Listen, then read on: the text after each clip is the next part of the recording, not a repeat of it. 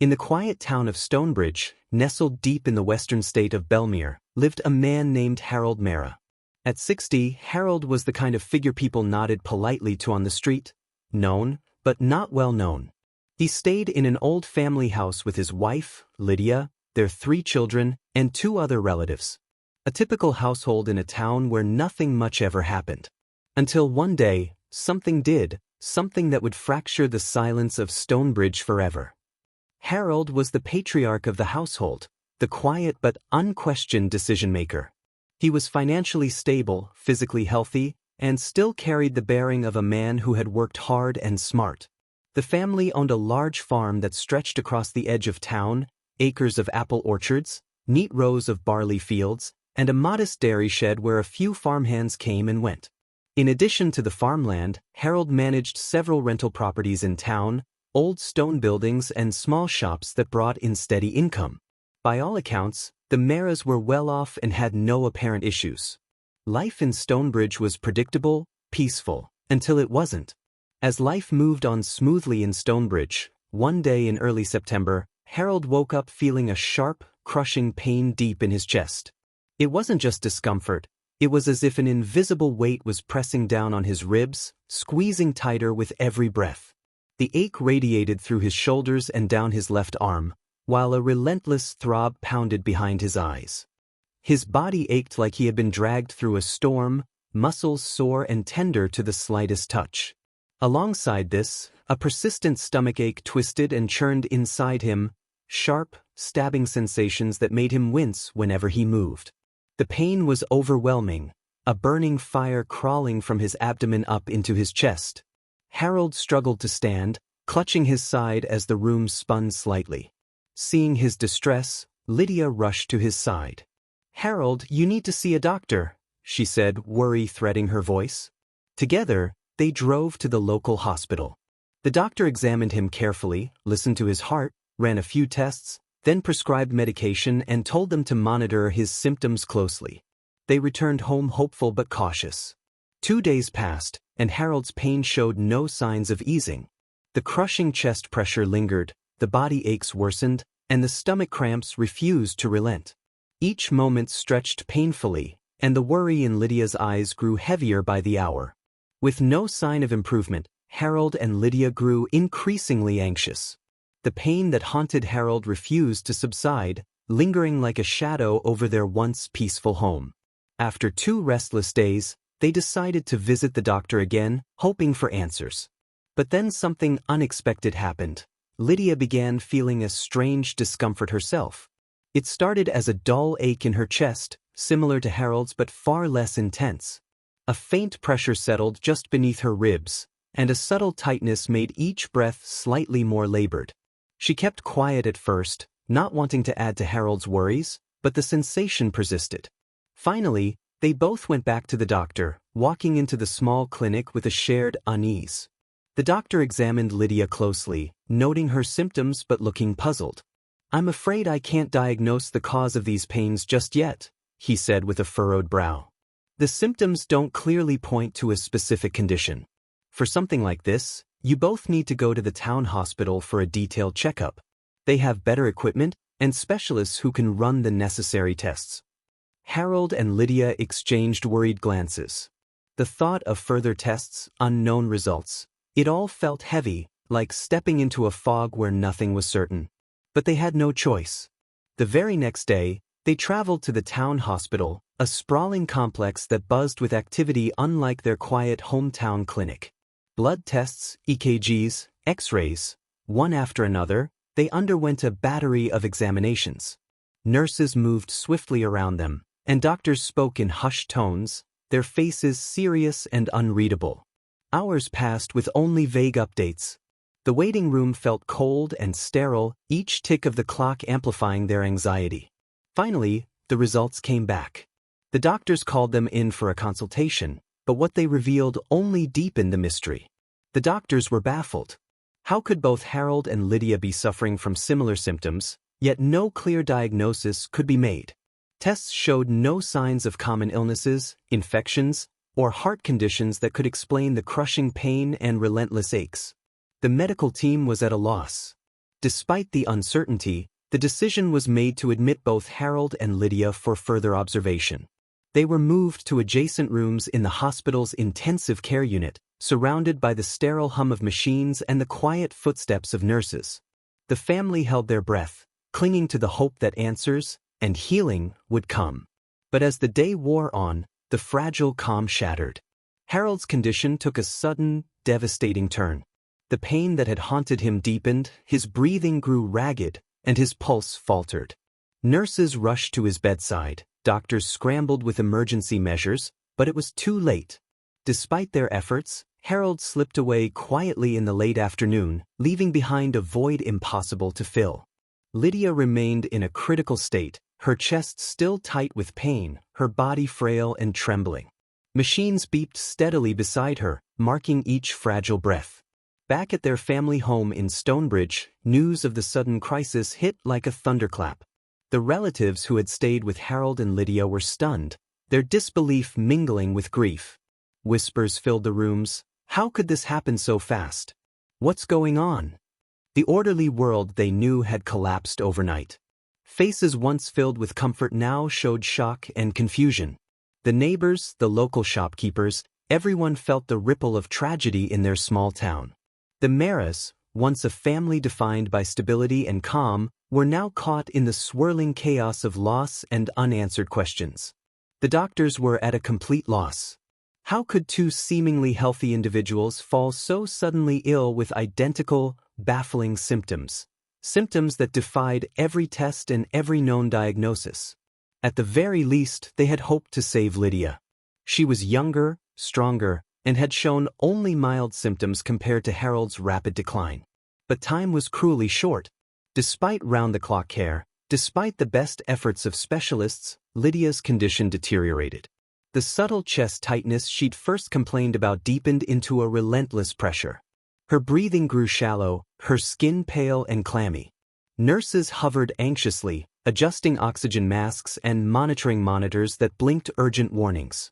The family, still reeling from Harold's sudden death, gathered in hushed clusters in the hospital waiting room. Their disbelief was raw, the weight of shock heavy on their shoulders. Then, without warning, Lydia too slipped away. The news sent shockwaves through the hospital corridors and radiated out to the small village of Stonebridge like a violent storm. How could two lives, bound by love and blood, be snatched away in such cruel, mysterious fashion? Whispers spread quickly, speculation, fear, confusion. The village that had always known peace now stood silent, haunted by questions that no one could answer. And in the hospital, the doctors faced a grim truth. They had witnessed a tragedy that defied explanation, a deadly enigma that would ripple through Stonebridge for years to come. The Mara family had 3 children. The eldest was Aaron Mara, a reserved and dutiful man in his early 30s who had quietly taken on the responsibilities of the family farm. The second was Isabel, their daughter, calm, introspective, and deeply attached to her mother. The youngest, Nathan, was just 26 and working in a far-off industrial town called Reimagined, where he'd recently taken up a job as a junior architect. When news of Harold and Lydia's sudden deaths reached Nathan, it shattered him. He was hundreds of miles away when the phone call came, a trembling voice on the other end, fragmented by sobs and disbelief. For a few seconds, he couldn't speak. The words made no sense. His parents were healthy, they were fine just a week ago. He boarded the first available train, a long overnight ride filled with grief and rising panic. As the landscape blurred past his window, Nathan sat motionless, his fists clenched, eyes staring into nothing. With each mile, he felt as though he were being dragged toward a nightmare. By the time he reached Stonebridge, the house was already steeped in mourning. White sheets draped over mirrors, incense smoke curling in the corners of rooms too quiet, too hollow. The scent of grief was everywhere. Nathan stepped into the home where he'd grown up, now colder, heavier. Aaron stood in the doorway, his face unreadable, while Isabel sat numbly in the living room, holding an old photograph of their mother. Nothing felt real. His parents were gone, both of them, taken by something no one could name, something no one could understand. And for Nathan, this wasn't just grief. It was the beginning of a deep, burning need to know why. The funeral was held on a gray, overcast morning at St. Luke's Church, the small chapel that stood at the edge of Stonebridge. A fine drizzle clung to the trees as two hearses pulled into the churchyard, one for Harold, the other for Lydia. Two caskets, side by side. The bell tolled slowly, each chime echoing across the quiet village, marking the profound weight of the day. Inside the church, the air was thick with the scent of lilies and rain-dampened wood. Dozens of white roses had been arranged near the altar, and two framed photographs of Harold and Lydia rested beside flickering candles. The pews were full. Villagers packed into the chapel, some standing near the door, others silently weeping. Many had known the Maras their entire lives, or thought they had. No one could understand how such a tragedy could strike down two people, 5 days apart, with no warning. Aaron sat in the front pew, his face stoic but pale. Isabel sat next to him, clutching a rosary in her trembling hands, whispering prayers between sobs. Nathan, in a dark suit and black tie, had barely spoken since the night before. He sat still, staring ahead, his jaw tight, his eyes hollow with disbelief. Father Paul led the service, his voice gentle but firm as he spoke of faith, mystery, and the fragility of life. "We may not understand why such sorrow visits our homes," he said, "but we trust that God holds Harold and Lydia in his embrace now. We mourn not as those who have no hope, but as those who believe in reunion and resurrection." As the organ played, "Abide with Me," the caskets were slowly wheeled out of the church. The procession moved in silence toward the cemetery grounds behind the chapel. Rain began to fall softly, soaking through coats and umbrellas, as two graves stood open, side by side. The sound of earth hitting would never fail to silence even the strongest hearts. Isabel turned away, sobbing into her scarf. Nathan stood motionless as the priest made the sign of the cross over each grave. Ashes to ashes, dust to dust. The villagers left in hushed clusters. No one lingered long. No one knew what to say. 2 deaths. A 5-day span. No explanation. Only grief.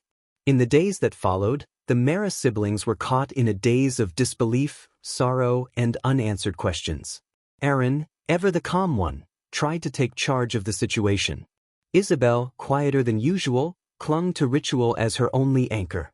And Nathan, still reeling from the speed of it all, struggled to find words for the storm inside him. The three of them returned to the town hospital, needing clarity, needing something, anything, that might make sense of what had happened. But the doctors had little to offer. They sat the siblings down in a private consultation room, their faces grim, expressions heavy with regret. The symptoms, as we noted earlier, said the senior physician, were chest pain, muscle fatigue, and gastrointestinal discomfort. In both cases, it escalated rapidly and resulted in cardiac arrest. Technically speaking, the cause was a massive heart attack. But why two otherwise healthy individuals, within days of each other, with no previous history? He trailed off, looking helpless. Could it be something they ate? Poison? An infection? Nathan asked, his voice tight. "We tested for that. Nothing conclusive. No toxins in the blood. No infections. It's unusual, yes, but we have no medical explanation beyond what the autopsies confirm." Aaron exchanged a look with Nathan, part frustration, part disbelief.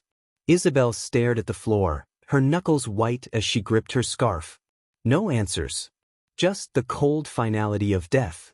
Nathan had only just begun to collect the fractured pieces of his life when the phone rang again. It was late evening in Ravenshade. Rain pelted his apartment windows like fingers drumming out a warning. He answered the call, expecting a routine check-in from a relative or friend.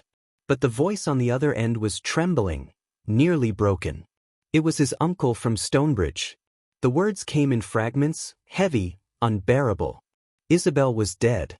9 days after their mother's burial, Isabel had collapsed at home with sudden chest pain and severe stomach cramps. She had been rushed to the hospital, but just like Harold and Lydia, her condition deteriorated in hours. And just like them, she was gone before dawn. Nathan sank into his chair, unable to speak, heart thudding violently in his chest. He barely remembered ending the call. He sat in silence, stunned and breathless. First his parents, now his sister? He had no time to grieve when the next blow came. 3 days later, the same symptoms. The same rapid decline. Chest pain. Muscle fatigue. A strange burning in the stomach. The doctors once again could offer no explanation, no warning signs, no prevention. Just another sealed coffin and another gaping grave in the family plot behind St. Luke's Church. Nathan couldn't bring himself to believe it. 2 siblings. Gone. Just like that. And then came the third shock. Aunt Ruth, their elderly aunt who had lived with the Maras for years, passed away just 7 days after Aaron. Same symptoms. Same mysterious silence from the medical community. Nathan was devastated. But more than that, he was terrified. Because Nathan had started feeling it too. It began with the fatigue. He'd assumed it was stress, the weight of back-to-back funerals, the grief he hadn't fully processed. But then the ache started. His legs felt heavy, his arms sore for no reason. A strange tightness crept across his chest, and a dull but persistent ache bloomed in his stomach. Panic set in. He went straight to the hospital in Reimagined, telling the doctors everything. His family history, the symptoms, the timing, the strange, sequential deaths. They took him seriously. Tests were ordered immediately. Blood work. Scans. CD. But like the others, his early results showed nothing conclusive. He was admitted overnight for monitoring. Doctors hovered with quiet concern. There was no diagnosis, but the fear was unmistakable. Something unknown was coursing through him, and no one knew how to stop it. Worse still, he couldn't return to Stonebridge. He was too weak to travel, and the doctors wouldn't allow it. So for the funerals of his sister, his brother, and his aunt, Nathan remained in a sterile hospital bed, clutching his phone, crying silently into his pillow, trying to understand how his entire family had been wiped out in a matter of 24 days. Whatever this was, it was no coincidence. It was methodical, merciless. And now it had him. Harold's younger brother, Celia Mara, sat on the edge of his bed, the telephone pressed tightly against his ear. His hands trembled, and not from age. His mind reeled as he tried to process the chain of devastating events that had torn through his family like a silent storm. 5 deaths. In under a month. All with the same symptoms. All with no answers. First Harold and Lydia, gone within days of each other. Then Isabel. Then Aaron. Then Ruth. Now, even the family's longtime driver, Joseph, had fallen ill. Stephen had just gotten off the phone with him. The old man had sounded weak, frightened. It's the same pain, sir. Stomach, the burns, like something's eating me alive from inside. Joseph had been rushed to the hospital just hours after the call. The same hospital. The same symptoms. And Nathan, the last of them, was already under observation in Reimagined. Stephen's mind raced. Something was terribly, horribly wrong. This wasn't fate. This wasn't a cruel coincidence. This was systematic, deadly, and invisible. He couldn't sit by and watch another coffin lower into the ground. He pulled on a coat, ignoring the late hour and biting wind. He marched out of his cottage and into the night, headed straight for the Stonebridge police station. The station was dimly lit, quiet for the hour, but the moment Stephen walked in, the duty officer could see he wasn't just another grieving relative. He was a man who had reached his breaking point. "I need to speak with someone now," Stephen said firmly, his voice cracking under the weight of urgency. "This isn't natural. My brother, my sister-in-law, their children, our aunt, and now even our driver. That's 6 people, all gone or dying with the exact same symptoms. This is not a coincidence. Something is happening in that house, in that family. And if we don't stop it, there'll be more." The officer blinked, momentarily stunned. 6. Stephen nodded. "And the last one still fighting for his life is my nephew. He's all we have left." The officer made a call. Within an hour, Detective Inspector Callum Graves, a sharp, methodical investigator from the neighboring town of Greyvale, was dispatched to look into the matter. Graves had seen his share of strange cases over the years, clusters of illness, suicides, even suspected hauntings, but something about this unnerved him. Too many deaths. Too quickly. No diagnosis. No trace of poison. Too clean. He promised Stephen he would begin the inquiry immediately. The house would be sealed. Medical reports gathered. The villagers interviewed. And perhaps most importantly, Nathan's hospital records would be requested immediately. If this was something criminal, a hidden poison, a slow toxin, deliberate contamination, it would take digging. But if it was something else, something unseen, unknown, then they were already behind. The next morning, Detective Inspector Callum Graves stood at the edge of the Mara estate, gazing at the large, ivy-covered home that had once been a picture of prosperity and warmth. Now it sat like a monument to grief, quiet, sealed, and thick with questions. But something odd had emerged. One person had stayed in the house through it all. Aaron's wife, Celia. And she was perfectly healthy. Graves had her brought in for questioning at the Stonebridge police station. She came quietly, her face pale, dressed in black, her wedding bangles still on her wrist. There were dark circles under her eyes, but her composure was unsettling, not quite grief, not quite calm. Something in between. Seated across the table, D.I. Graves regarded her with careful interest. "You've lived in the house since Harold and Lydia were alive?" She nodded. "I moved in with Aaron after our marriage 2 years ago. We lived in the East Wing. And throughout the past month, the deaths, the illnesses, you've had no symptoms?" "No," she replied softly. "Nothing at all. Not even mild fatigue? Nausea?" She shook her head. "Not even a cold." Graves leaned forward slightly. "That's unusual, don't you think? 6 people, all showing the same symptoms. All either dead or hospitalized. And you, in the same house, eating the same food, drinking the same water, completely unaffected." Celia didn't answer. Her fingers nervously fidgeted with her ring. "Did anyone new visit the house in the last 2 months? Any guests? Strangers?" "No one I can think of." "What about staff? Any new servants? Cleaners? Gardeners?"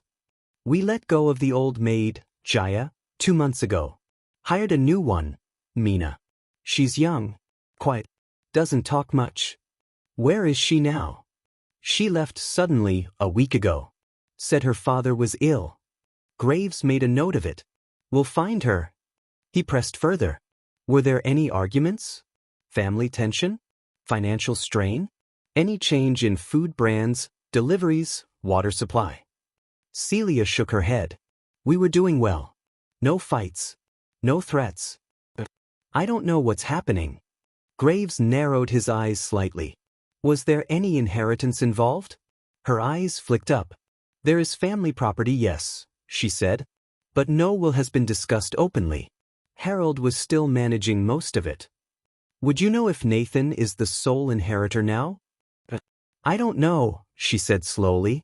When she was escorted out of the station, Graves turned to his colleague, Sergeant Patel. "She's hiding something," he said. "But what?" Patel frowned. "If she's not sick, maybe she's immune. Or maybe she's involved." Graves nodded slowly. "We'll have the house tested, air, water, chemicals, food samples. Everything. Get the old maid's contact details. Track the new one. We don't know if this is poison, biological, or psychological. But 6 people don't just drop dead in one house without a reason." He paused. "And one healthy widow doesn't walk away clean unless she knows why." Detective Inspector Callum Graves stood silently in his office, the case board now cluttered with photographs, hospital reports, and timelines scribbled in red marker. 6 victims, same symptoms. 5 dead. 2 still critical. But only one thread stood out in chilling contrast. Celia Mara, Aaron's wife, was untouched. She had lived in the house every single day, through every death. She ate the food, drank the water, slept under the same roof. And yet, while her husband, in-laws, aunt, and siblings-in-law all fell, Celia didn't even have a fever. Graves stared at her photograph for a long moment, her expression from the interrogation room still fresh in his memory. She had been composed, but not calm. Controlled, but not convincing. Her fingers had trembled. Her eyes darted ever so slightly. Her voice, though soft, was heavy with restraint. She was afraid. Not of grief. Of exposure. Later that evening, Graves called a private meeting with his forensic liaison, Dr. Alaric Monroe, and Sergeant Patel. "I want a complete psychological profile on Celia," Graves said, pointing to her picture. "Every detail. Her background. Her medical history. Her schooling. Every job she's ever held, her family, her friends, all of it." "On it," Patel nodded, already scribbling. "And Dr. Monroe, I want priority on the toxicology reports. Not just on the bodies. Test the bedsheets, the walls, kitchen containers, cosmetics, even the ventilation ducts. Trace every possible source of exposure." Dr. Monroe leaned back, thoughtful. "You still think it could be airborne?" "I'm not ruling it out.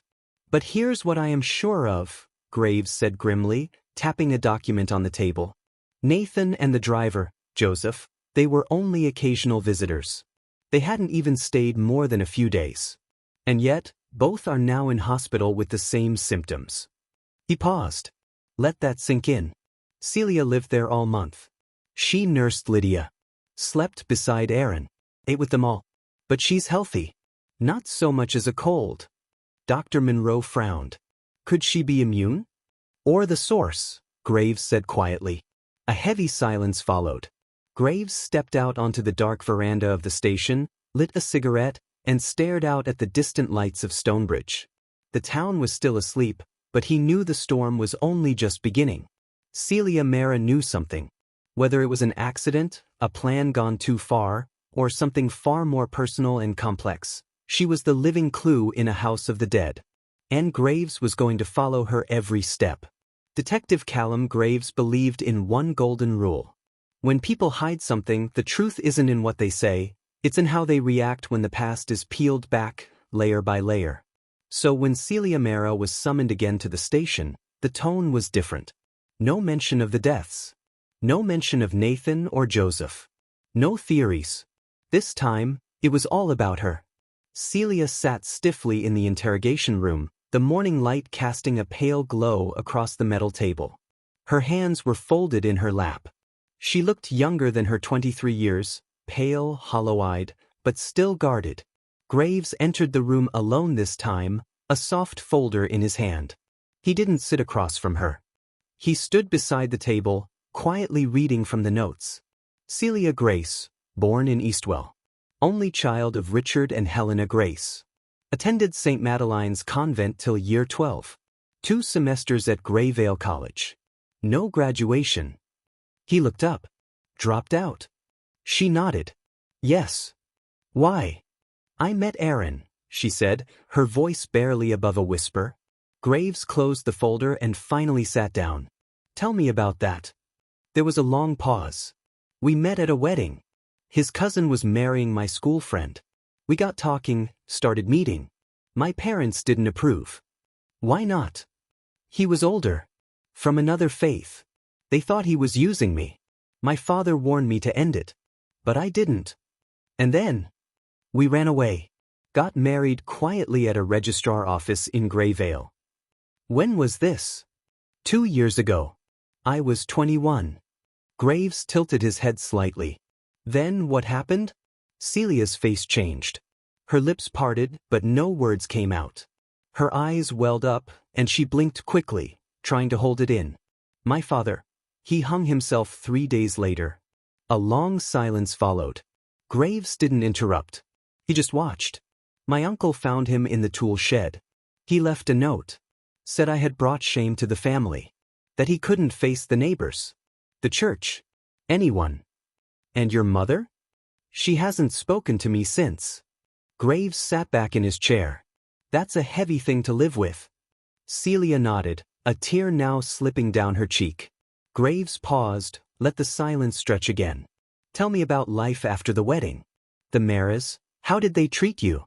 Celia hesitated, then began slowly. "At first, it was okay. Lydia was quiet but civil. Harold didn't say much. Ruth and Isabel were polite. It was all just distant." Graves leaned forward slightly. "And then?" Her jaw tightened. Then things changed. How? Lydia started criticizing me. Little things, every day. How I dressed. How I spoke. The way I cleaned the kitchen. Too slow. Too lazy. Not respectful enough. There was always something wrong. And Aaron? Celia's eyes flickered. He told me to ignore it in the beginning. Said his mother was just traditional. And did the others join in? Celia gave a faint, bitter smile. Eventually. First Isabel, then Ruth. Little looks. Mutters under their breath. Then Harold. He stopped looking at me the same way. I felt like I was slowly being erased from the family. And Aaron?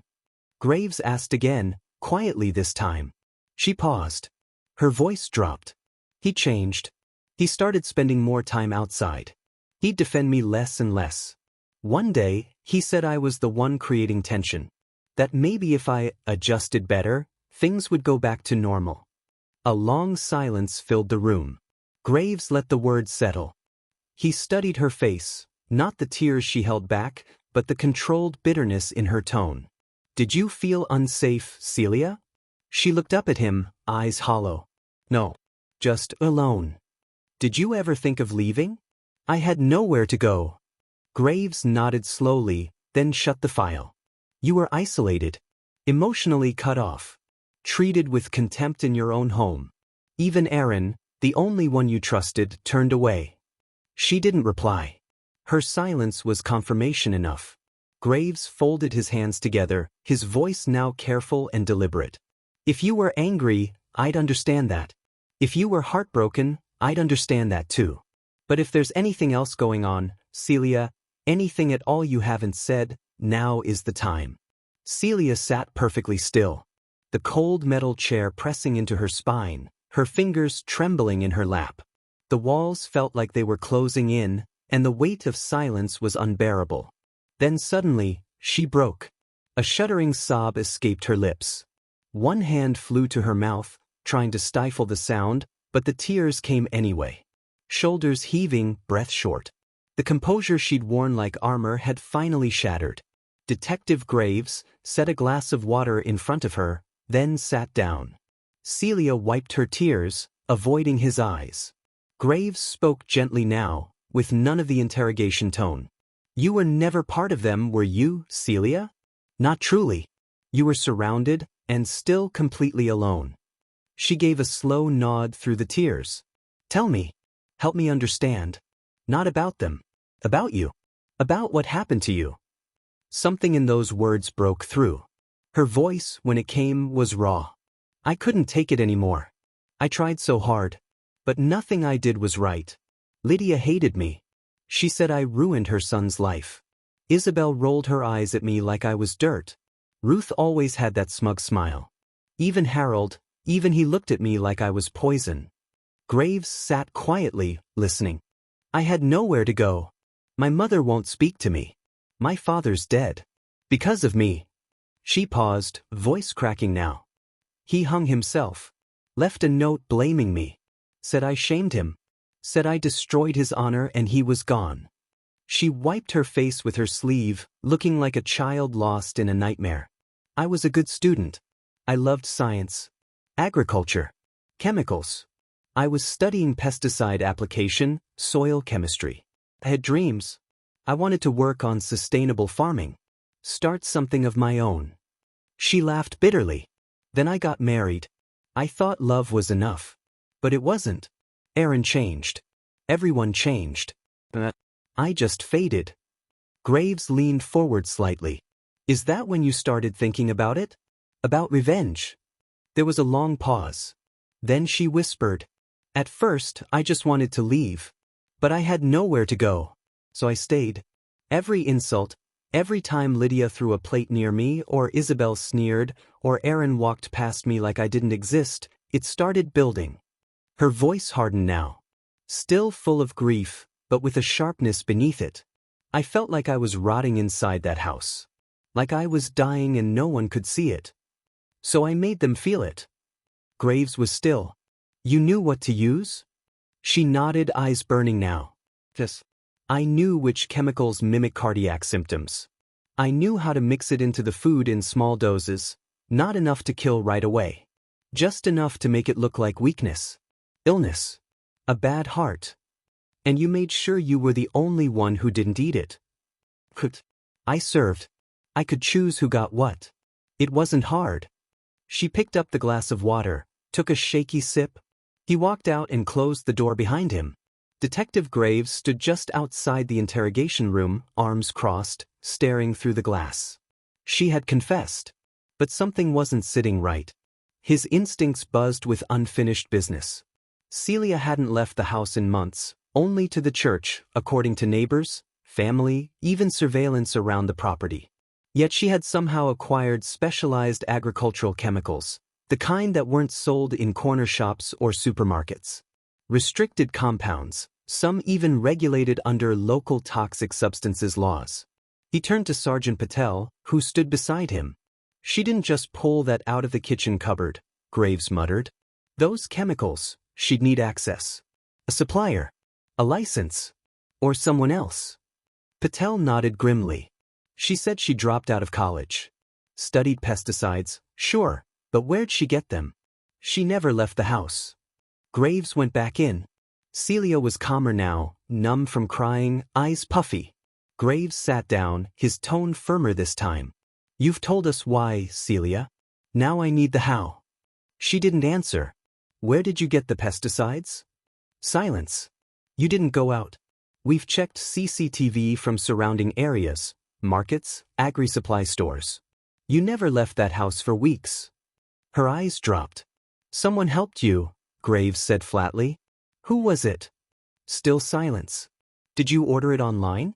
Did someone from your college help you? Or someone from your past? Her hands fidgeted in her lap. The hesitation was telling. Graves didn't let up. These weren't household poisons. These were targeted, Celia. Did you use old contacts from college? Did someone bring them to you? Tell me how it got inside the Mara house. Celia sat with her arms folded, staring down at the table as Detective Graves paced slowly. Finally, Graves stopped and asked, You really expect me to believe you woke up one day and decided to kill an entire household? With surgical precision, no outside guidance, no mistakes? You're smart, Celia. But not invisible. Someone else was in this with you. Celia didn't look up. Her voice was soft, almost like a child recounting a story long forgotten. I was never allowed to go out. Except church. That was the only place Lydia would allow me. Said it was the only decent thing I did. She rubbed her eyes. One Sunday, I was sitting on the porch, crying. I didn't even realize anyone was watching. The pause. Rosa came over. Graves raised his head slightly. Rosa, our neighbor, widow, lived alone. She'd always smiled at me politely but never spoken much before that day. That day, she sat next to me. Asked if I was okay. Celia gave a sad smile. I broke down. I told her everything. I couldn't stop. It was like I had been waiting to talk to someone. Anyone. She listened. Held me like my mother. Comforted me. She didn't look shocked, just angry. And then she said something I didn't expect. Graves leaned in. She said the Mara family wasn't as noble as they liked to appear. That years ago, her husband and she had a land dispute with Harold Mara, a legal case over a large piece of farmland that had belonged to her husband's family for generations. It was their livelihood. But they lost it in the legal battle. The Maras won on paper. But Rosa said it was manipulation. Bribes. Loopholes. Her husband never recovered. He died in grief and shame. They had no children. She said that land was everything to them. She said she saw a daughter in me. She said she saw herself in me. Graves' expression changed, the missing piece snapping into place. She told me that pain like ours shouldn't be forgotten, Celia whispered. That the Mara family, they deserve to feel it. We planned a lot. But to work it out was not easy. That's when I told her about certain mixtures, things I'd learned in college. Where to source it. What quantities. How to space the doses. Graves exhaled slowly. It wasn't just revenge. It was legacy. Generational pain passed on like a poisoned heirloom. Celia looked up, her eyes red, but empty. I didn't plan to kill them all. But once it started, I couldn't stop. I kept thinking of my father. And Rosa kept saying, "They ruined our lives and our loved ones. Let them feel what it is to lose everything." Graves stood silently for a moment. Then he walked out of the room and said to his team, "Bring Rosa in. Immediately. And tell forensics to search her house, garden shed, kitchen, attic, everything. We've got another layer to this." Rosa Elkins was in her early 50s. A tall, lean woman with steel-gray hair tied in a tight bun, deep-set eyes that rarely blinked, and a face carved by grief and years of silent rage. She had once been admired for her grace and elegance in Stonebridge, but after her husband's death, she became a ghost in the town. Reserved. Withdrawn. A figure barely noticed except for her presence in the last pew of the old stone church. But Rosa was anything but invisible. When she first approached Celia, it was out of what seemed like maternal empathy. But her grief had long curdled into something darker, something hungry. As Celia poured out her pain on that churchyard bench, Rosa listened like a priest receiving confession. Later that week, Rosa came to her with a proposition. "If I help you," she said calmly, "will you give me back my family's land? The one your in-laws stole from me?" Celia, desperate and emotionally cornered, nodded. "Yes, I promise." That was all Rosa needed. From that day forward, the plan was no longer theoretical, it was operational. Celia used her knowledge of agricultural supplies from her college days. And Rosa traveled 2 towns over, using old connections under a false name. She didn't raise any alarms. She bought small, varied quantities of restricted-use compounds, organophosphates, slow-metabolizing neurotoxins, and naturally derived alkaloid blends. Not easily traced. Not easily diagnosed. All prescribed by Celia and bought by Rosa. The handoff was subtle, a plain shopping bag pass during church service one Sunday morning. They timed it perfectly, exchanging it in the church courtyard as people lingered in prayer or gathered for coffee. No one noticed. It was just Rosa handing Celia a gift. Then came the executions, slow, methodical. Celia began slipping the chemicals into Harold and Lydia's meals. A pinch in the tea. A drop in the stew. Tiny doses, enough to work over days. Enough to mimic symptoms of viral infection or heart strain. When Harold died, and Lydia followed shortly after, the 2 women agreed to wait. Let things settle. Perhaps even stretch the revenge over a year, calculated and quiet. But that changed. The family began talking. Erin and Isabel spoke in hushed tones, wondering if someone had poisoned their parents. Celia overheard the word toxicology lab tests. Suspicion was taking root. Panicked, she ran to Rosa. "They're talking. They're starting to ask questions." Rosa's tone was cold. "Then you have to finish it. Before they get to you. Before they start testing things. You must not let them live long enough to prove it." And so Celia did what she hadn't planned. She poisoned Isabel, who was already suspicious and quietly looking through Harold's old medicines. Then came Ruth, who had started journaling her observations. Celia found her notes. By then, the driver had also begun to talk. Celia overheard him whispering to Erin outside the kitchen one night. "She's not right, Erin. Watch her. Something's off." It was enough. Celia increased his dose, slipped into his tea flask before he left for the market. His symptoms began within hours. The deaths were now piling in rapid succession, but Celia had no choice. Each one a move in a twisted, desperate chess game. And then, just when she thought she could breathe, Nathan collapsed in his flat across town. He wasn't even in the house regularly. But she had poisoned him earlier during a weekend visit, just in case he turned against her. Graves now knew it all. A pattern of grief transformed into orchestrated murder. 2 women. 1 old wound. 1 shared rage. And now Rosa Elkins, the grieving widow of Stonebridge, wasn't just a bystander to tragedy. She was an architect. It was raining heavily the evening Rosa Elkins was brought in for questioning. The streets of Stonebridge were slick with water and the scent of wet leaves clung to the air, as though the whole town was holding its breath. Inside the interrogation room, Rosa sat still, composed in the same way a seasoned liar is when there's nothing left to hide. Detective Graves laid the evidence before her: receipts from the agricultural store outside town, security footage near the church courtyard, and most importantly, Celia's full confession. Rosa didn't argue. She looked him in the eye and said simply, "I did what they deserved. Those people bled us dry. They took my land, took my husband, and then took that girl's mind, one insult at a time. We gave them what they gave us. Slow death." There was no remorse in her tone, only vindication. By the time Rosa was read her rights, word came in from the hospital. Nathan Mara and the family's longtime driver had both succumbed to cardiac failure. The same grim symptoms. The same unseen poison. They never recovered. The Mara family, once a pillar of Stonebridge, was now reduced to names on tombstones, 7 of them, all lined up in the same cemetery where Harold and Lydia had been buried just weeks earlier. Graves stood before a press conference the next morning, pale with exhaustion but composed. This is not just a case of murder. This is a conspiracy. A chain of deliberate, premeditated poisonings executed over a span of 22 days. The victims: Harold Mara, Lydia Mara, Isabel Mara, Aaron Mara, Ruth Mara, Nathan Mara, and family driver Paul Ritchie. He paused. 2 women, Rosa Elkins, aged 54, and Celia Mara, 23, are charged with 7 counts of first-degree murder, criminal conspiracy, use of banned toxic substances, and obstruction of justice.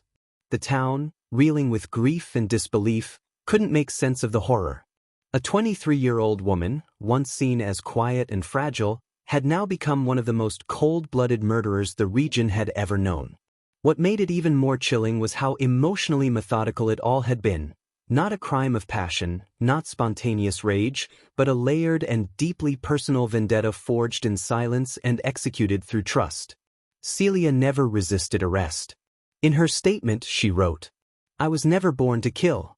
But every word spoken to me in that house, every insult, every humiliation, felt like poison. I just gave it back." The trial would be long.